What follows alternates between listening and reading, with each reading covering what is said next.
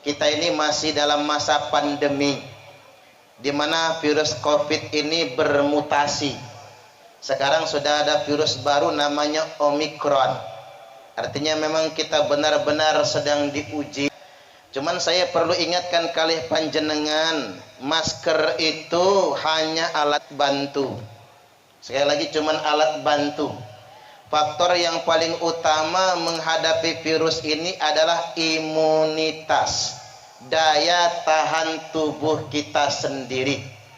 Dan ingat, faktor imunitas ini sangat didukung oleh kondisi hati dan pikiran kita. Maka benar kalau kata dokter yang dari Jawa Timur, penyebab penyakit bukan makanan, maka jangan terlalu banyak pantangan.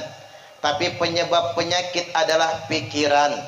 Dan pikiran yang paling membebani adalah cicilan. Setuju gak kira-kira? Tepuk tangan dulu gak apa-apa, biar masuk YouTube. Artinya banyak orang terbebani ya gara-gara cicilan. Tertekan pikiran. Makanya jenengan berhenti dulu nyicil. Ini mobil nyicil, motor nyicil, kursi nyicil, sprint bed nyicil, kulkas nyicil, seragam pengajian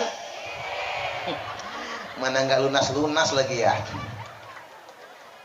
Yang tepuk tangan itu ngerasa kayaknya ya. Ibu-ibu rahimakumullah, kurangi cicilan. Ini zaman banyak pikiran, banyak beban. Hadza zamanus sukut waluzumul buyut waridha bil qut ila antamut.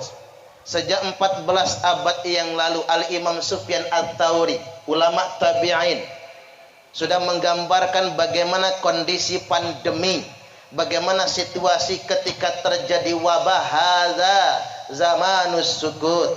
Zaman ini adalah zaman di mana kalian semua mesti banyak diam. Waluzumul buyut, betah-betah tinggal di rumah. Ternyata stay at home itu sudah ada kitmbien. Sudah ada sejak zaman Nabi. Ya gara-gara corona, gara-gara covid, orang pintar bahasa Inggris semua. Meneng nang omah, stay at home. Sekolah dari rumah, homeschooling. Ngajar dari rumah, home teaching. Kerja dari rumah, home working.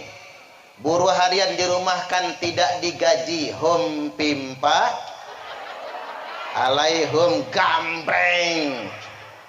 Makanya inilah saatnya yang bergaji berbagi, yang punya rezeki lebih memberi. Mana kasat sodakotum mimmal, sodakoh tidak akan pernah mengurangi harta. Bal yazdad, bal yazdad, bal yazdad, malah semakin ditambah, semakin ditambah dan semakin ditambah. Mari kita berbagi dengan sesama, insya Allah. Ini banyak-banyaklah bersedekah, banyak-banyak berbagi dengan sesama, maka kita akan dibahagiakan oleh Allah Subhanahu wa taala. Wa man qudira alaihi rizquh, barang siapa yang merasa sempit rezekinya, fal yunfiq mimma atahullah, silakan dia berinfak dengan apa saja Allah karuniakan kepadanya. Terutama yang sugih-sugih ya, mudah-mudahan kita semua disugihkan. Allahumma amin. Makanya ada keterangan begini, la ba'sa bil ghina liman ittaqa. Tidak mengapa orang bertakwa itu kaya. Ada orang yang beranggapan, Pak, kalau kiai sugih kurang bagus. Enggak juga. Tidak mengapa orang bertakwa itu kaya. Tidak mengapa orang soleh itu kaya. Tidak mengapa orang baik itu kaya. Ya kalau orang bertakwa, orang soleh, orang baik kaya semua, masjid gampang dibangun, kantor MWC gampang selesai, majelis taklim sejahtera. Nggih napa nggih? Makanya Bapak Ibu, tidak mengapa orang bertakwa itu kaya. Hanya saja as-sihhatu liman ittaqa khairum minal ghina, hanya saja tetap ada catatan, sehat bagi orang yang bertakwa lebih baik daripada kaya. Dengan sehat bisa mangkat pengajian, karena sehat bisa tahajud tiap malam, karena sehat bisa hataman Al-Quran, karena sehat bisa memakmurkan masjid. Sehat lebih baik daripada kaya. Saya berhitung begini aja, ada orang kaya sugih, rumahnya tingkat, mobilnya mewah, punya kolam renang, tapi penyakitan. Makan nasi takut ketiban makan tiwul. Tahu tiwul nggak, Bu? Zaman biyen, Pak, yang makan tiwul orang nggak kebeli beras.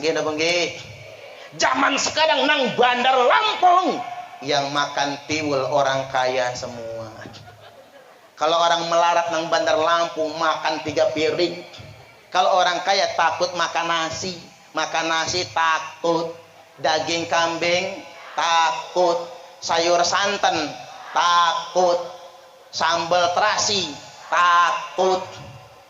Ketiban makan cuman segenggam. Di samping rumah orang kaya ada orang miskin, rumahnya gede, atapnya asbes bocor, lantainya masih tanah.